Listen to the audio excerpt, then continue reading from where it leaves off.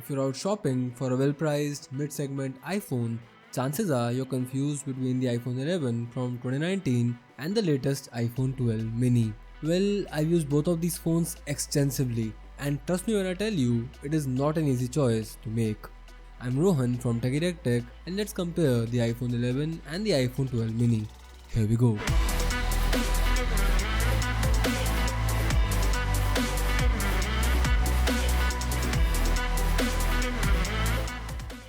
Now, there are ways in which both these phones are completely identical, and there are ways in which both these phones are poles apart. Build quality and design is one of those poles apart areas.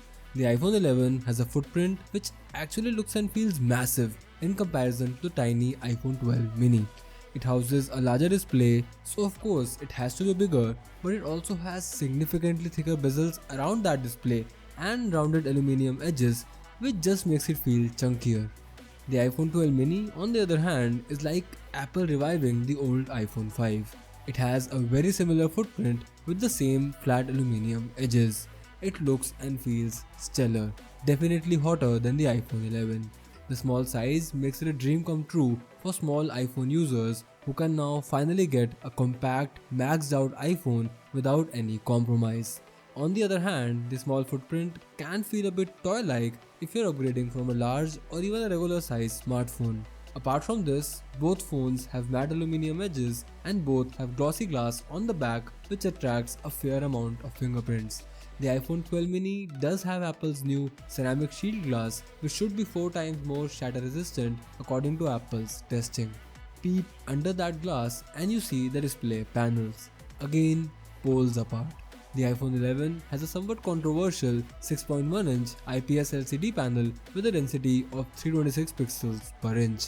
Honestly, the display is not bad by itself. It is perfectly usable with decent colors and good saturation. But at the same time, when you put it next to any smartphone from the same price segment, it just hangs its head in shame. With the iPhone 12 mini, you get a far more technically advanced display.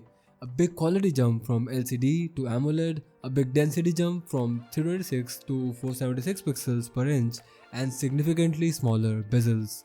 Quality wise, the iPhone 12 mini's display absolutely crushes the iPhone 11.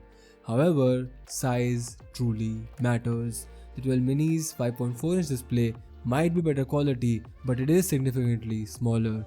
This makes it less ideal for users who watch a lot of videos, play a lot of games, or just use their phones a lot. There is a reason that big phones have become the norm, and while I can relate with the niche segment which loves the iPhone 12 mini, I simply cannot deny the convenience of a larger display over a smaller one. But enough poles apart for now. Let's talk something very similar: the software experience and the performance. Both phones run on the latest version of iOS 14 and the entire software experience is exactly similar. Even when it comes to performance, the iPhone 11 and the iPhone 12 mini both are extremely capable performers. I use both extensively and observed no difference in performance levels despite the newer generation A14 CPU in the iPhone 12 mini. Even when you turn to intensive gaming like Call of Duty or PUBG or Asphalt, there's basically no difference in the performance levels. However, if you do take a stopwatch and compare the app opening times, you might find that the iPhone 12 mini is 2 milliseconds faster when you open your favorite social media app. Even though the performance difference is basically negligible today, that generation gap will make a difference in a few years' time. Being the newer model, the iPhone 12 mini will sustain smooth performance for a longer period of time and also get an year more of software updates compared to the iPhone 11. Apple usually gives every iPhone 5 major software updates, and the iPhone 11 has already received one of them with iOS 14, while the iPhone 12 mini will receive 5 more, and the iPhone 11 after receiving iOS 14 is yet to receive 4 more. So with the iPhone 11 we're going to get 4 more years of software updates, while with the iPhone 12 mini you will get 5 more years of software support. Let's talk about the cameras now.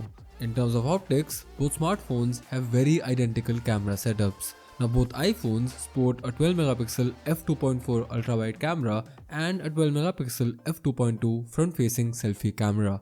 The major differences are present in the primary camera and the processing chips. The iPhone 12 sports a 12 megapixel f1.6 primary camera with the next generation A14 Bionic CPU. On the other hand, the iPhone 11 sports a 12 megapixel f1.8 primary snapper powered by last year's A13 Bionic CPU. Let's find out how these phones perform in real life. As always, we'll talk about the photos first and then move on to the videos. Apart from the minor white balance and exposure differences, both devices offer similar results with the primary camera. Pictures shot on both smartphones have accurate colors and high dynamic range. However, the iPhone 12 shoots slightly brighter pictures with more details and better noise processing. Now, both iPhones have the same ultra-wide camera setup and the overall picture quality is also very much alike. Upon a closer look, we found that the iPhone 12 takes sharper pictures with more details. When it comes to shooting portraits, both devices have excellent subject separation accuracy with good skin tones. The iPhone 12 is slightly better at subject separation while shooting in similar situations. Selfies shot on both devices look amazing with respectable sharpness and accurate skin tones with minor white balance dissimilarities. The iPhone 12 is the clear winner when it comes to low light performance. Only the primary camera on the iPhone 11 supports low light mode, while the iPhone 12's night mode works on both the rear cameras as well as the front selfie camera. The iPhone 12 also takes brighter and sharper low light pictures with much better noise processing. Moving on to the videos, in terms of resolutions and frame rates, both iPhones can shoot videos in 4K at up to 60 fps from all the three cameras. When it comes to video quality, the iPhone 11 offers industry-leading video shooting performance with excellent colors and rich details. The iPhone 12 takes all that and tops it up by offering better image stabilization and Dolby Vision support, which is a game changer if you've got a supported display. To conclude, both smartphones capture some of the best in-class photos as well as videos. If you're a casual user who just wants to shoot and share, the iPhone 11 would be sufficiently capable for you. However, you can go a step further with better video shooting and better low light performance by upgrading to the iPhone 12. Personally, I think all users will be happy using either of the two phone cameras. Coming back to the theme of poles apart, let's talk about the battery life. The iPhone 11, much like the iPhone XR, is an endurance champion.